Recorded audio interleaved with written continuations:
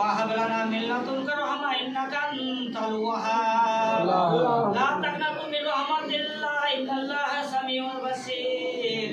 وما أرسلناك إلا رحمة للعالمين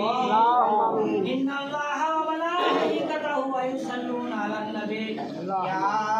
أيها الذين آمنوا صلوا عليه وسلموا تسليما اللهم صل على سيدنا مولانا محمد النبي الأمي وعلى آله وأهل بيته وصحبه وبارك وسلم وسلم عليه وعليهم أجمعين